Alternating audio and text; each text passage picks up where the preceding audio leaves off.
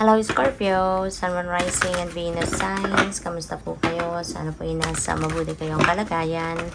Welcome back po sa Star Tarot. At kung bago kayo rito, welcome din po kayo. Please subscribe, like, share my videos, and leave me a comment po kung naka-resonate kayo. Thank you. So, first message ni Scorpio, we have courage and bravery. Ayan. So, mukhang kailangan ninyong gisingin, no? Yung inyong courage and bravery para harapin ang mga sitwasyon ninyo sa buhay. O pwedeng ang iba sa inyo kasi Scorpio, baka nasa gitna kayo ng difficult times ninyo sa buhay, no? Kaya huwag kayong susuko, okay? Huwag kayong susuko, but instead, maging matapang kayo, maging matatag kayo. Buhayin ninyo, no? Yung inyong inner strength and courage, kasi lahat naman tayo, innate sa atin lahat yan lahat tayo, binigyan tayo ng tapang, no? Ng tatag ng loob. Kaya lang minsan, ang iba sa atin, ibang pinapatulog ito, diba?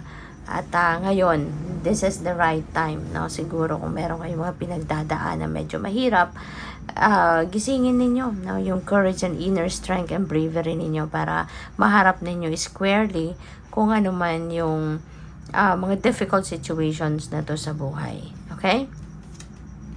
So, we also have friendship and union. Maaari na you're going to build new friendships sa ngayon. Maaaring merong mga bago kayong makikilala at mauuwi, no? Siguro yung pagkakakilala na ito, maybe mauuwi sa isang magandang pagkakaibigan.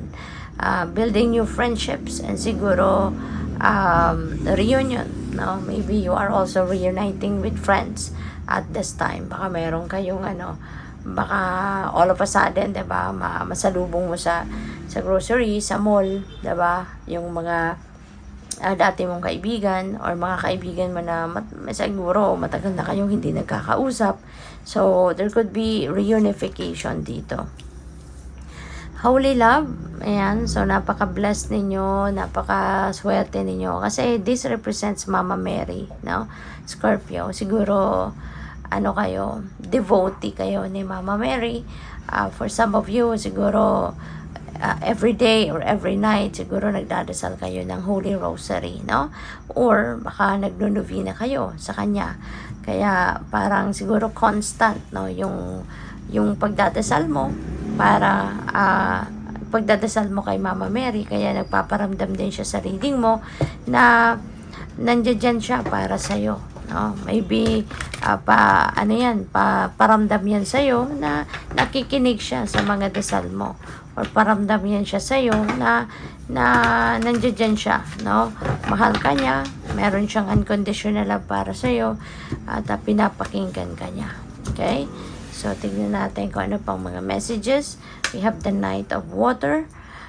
So, this is time, no, of kilig. This is time for falling in love. Para sa iba sa inyo, Scorpio, na siguro single pa. Baka ngayon, baka makilala mo na yung potential na maging jowa mo. Okay? At po pwedeng meron ditong papasok sa bagong love and romantic relationship. Or po pwedeng meron ditong mga marriage proposal, mga ganon. At saka po pwede rin, no, na mga invitation ito para sa social events, social gatherings, no, mga reunion, mga ganyan.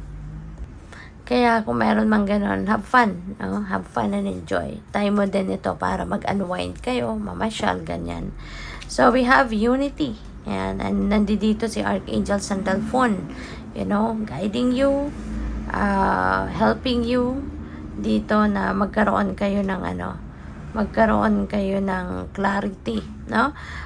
Maaari na ang iba sa inyo rito, siguro baka meron kayong mga advice na gustong marinig from other people. Maybe you are going to ask for advice, you're going to ask for enlightenment, for clarity from other people, at baka kayo ay maghahanap ngayon, no, ng parang mentor or spiritual guide, no, na makakagabay sa inyo, no, na magkaroon kayo ng direksyon sa buhay or magkaroon ng kalinawan ng inyong isipan kung ano man yung, kasi po pwedeng meron kayong pinaplano at hindi ninyo mapagpatuloy, no, ang pagpaplano because maybe there are some things, no, that is missing.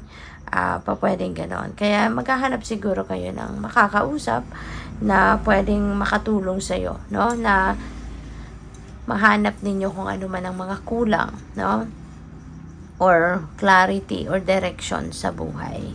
So, we have 5 of water. Ayan. So, sabi dito, things not turning out the way you'd hoped for. Diba? Pero, ganun pa man, there is always a lesson, no, na kailangan na dapat nating matutunan for every situation like this. You know, tsaka lahat, diba? Let's always remember na lahat ng nangyayari sa buhay natin ay may rason yan. May kanya-kanyang rason. There's always a valid reason for everything. At kung meron mang sitwasyon dito, no, na hindi nangyayari according to your plan or hindi nag-unfold according to your expectations, huwag kayong malulungkot, no, or huwag kayong magtatampo sa universe kasi lahat ng yan, parte yan ng divine plan para sa'yo. There are specific reasons for that at for sure meron kang matututunan, no, from that situation. Kasi kung hindi yan mangyayari, hindi mo marirealize kung ano man ang mga bagay na may marirealize mo sa pangyayaring yan sa ngayon. Okay? Lahat yan may dahilan. Lahat ng pangyayari sa buhay natin may purpose yan. Kaya kung meron mang mga bagay na hindi nangyayari according to your plan, maaari, no, na yung lesson na dapat ninyong matutunan dyan is to learn to accept, diba, what is happening. Learn to embrace what is happening, diba? And wag na nating ipagpilitan kung ano man yung gusto natin. Kasi mas lalo ka lang mai-stress dyan, mas lalo ka lang mabibwisit, maiinis or whatsoever. Kasi, syempre, diba, maaring maramdaman mo ang frustration din. But yun nga, intindihin natin, alalahanin natin na hindi lahat ng gugustuhin natin ay mangyayari. No? Sa time na gusto natin, hindi lahat mangyayari sa form na ine-expect natin. Okay? So, kailangan na mas magandang matuto tayo magpasensya, mas matuto tayong mag-surrender sa universe, and hayaan na lang natin ang destiny ang mag-unfold ng mga pangyayari sa buhay at its own pace. Wala tayong control over it. So, good luck sa'yo. Thank you for watching Love and Light. Namaste.